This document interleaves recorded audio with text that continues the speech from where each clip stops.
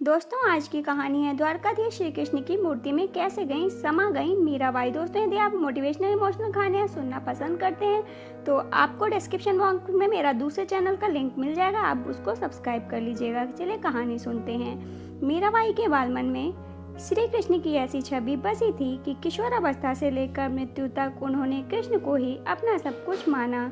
जोधपुर के राठौर रतन सिंह जी की इकलौती पुत्री मीराबाई का जन्म 16वीं शताब्दी में हुआ था। बचपन से ही वह कृष्ण भक्ति में रम गई थीं। मीराबाई के बचपन में हुई एक घटना की वजह से उनका कृष्ण प्रेम अपनी चरम अवस्था तक पहुंचा। एक दिन उनके पड़ोस में किसी बड़े आदमी के यहाँ बारात आई। सभी औरतें छत पर खड़ी होकर बारात देख रही थीं। मीरा भी बारात देखने लगी। बारात को देख मीरा ने अपनी माता से पूछा कि मेरा दूल्हा कौन है। इस पर उनकी माता ने श्री कृष्ण की मूर्ति की ओर इशारा करके कह दिया कि यही तुम्हारे दूल्हा हैं। बस यह बात मीरा के बालमन में एक गांठ की तरह बन गई। बाद में मीराबाई की शादी महाराणा सांगा के पुत्र भोजराज, जो आगे चलकर महाराज रणकुंभा कहलाए, से कह कर दी गई। इस शादी के लिए पहले तो मीराबाई ने मना कर दिया, लेकिन जोर देने पर वह फूट फूट कर रोने लगी। शादी के बाद विदाई के समय वे कृष्ण की वही मूर्ति अपने साथ ले गईं, जिसे उनकी माता ने उनका दूल्हा बताया था।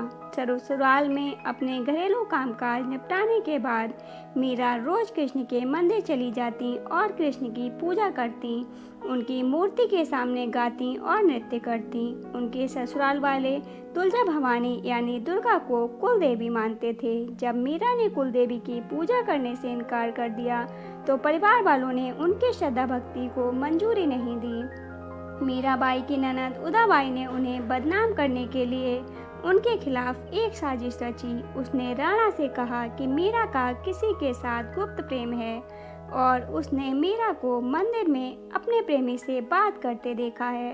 राणा कुंभा अपनी बहन के साथ आधी रात को मंदिर गया। वह मंदिर का दरवाजा तोड़कर अंदर पहुंचा और देखा कि मीरा अकेले ही कृष्ण की मूर्ति के सामने परम आनंद की अवस्था में बैठी मूर्ति से बातें कर रही थी और मस्ती में गा रही थी। राणा मीरा पर चिल्लाया, मीरा, तुम जिस प्रेमी से अभी बातें कर रही हो उसे मेरे सामने लाओ। मीरा ने जवाब दिया, वह सामने बैठा है मेरा स्वामी नैनचोर, जिसने मेरा दिल चुराया है, और वह समाधि में चली गई। इस घटना से राणा कुंभा का दिल टूट गया, लेकिन फिर भी उसने एक अच्छे पति की भूमिका निभाई और मरते दम तक मीरा का साथ दिया। हालांकि मीरा को राजगद्दी की कोई चाह नहीं थी, फिर भी राणा के संबंधी मीरा को कई तरीकों से सताने लगे। कृष्ण के प्रति मीरा का प्रेम शुरुआत में बेहद निजी था, लेकिन बाद में कभी कभी मीरा के मन में प्रेमानंद इतना उमड़ पड़ता था कि वह आम लोगों के सामने और धार्मिक उत्सवों में नाचने गाने लगती थी।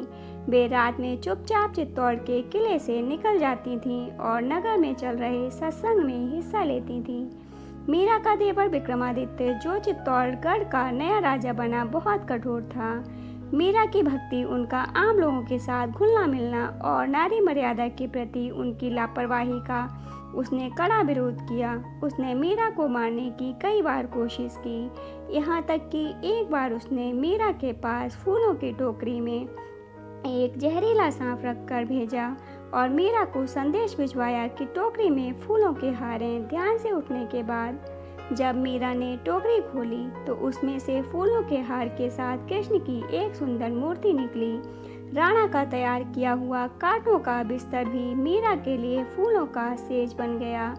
जब मीरा उस पर सोने चली, जब यातनाएं बर्दाश्त से बाहर हो गईं तो उन्होंने चित्तौड़ छोड़ दिया। वे पहले मेड़ता गईं, लेकिन जब उन्हें वहाँ भी संतोष नहीं मिला तो कुछ समय के बाद उन्होंने कृष्ण भक्ति के केंद्र वृंदावन का रुख कर लिया। मीरा मानती थी कि वह गोपी ललिता ही हैं, जिन्होंने फिर से जन्म लिया है। ललिता कृष्ण के प्रेम में दीवानी थी।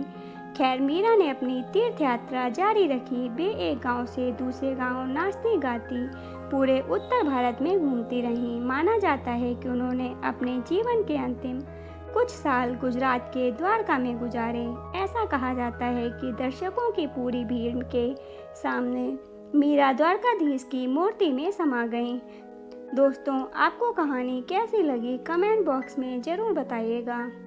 अगर कहानी अच्छी लगी हो तो लाइक एंड शेयर कीजिएगा और ऐसी ही अच्छी अच्छी कहानियाँ सुनने के लिए चैनल को सब्सक्राइब कर लीजिएगा। कहानी को पूरा सुनने के लिए धन्यवाद दोस्तों आप किस तरह की कहानियाँ सुनना पसंद करते हैं हमें कमेंट बॉक्स में ज़रूर बताइएगा।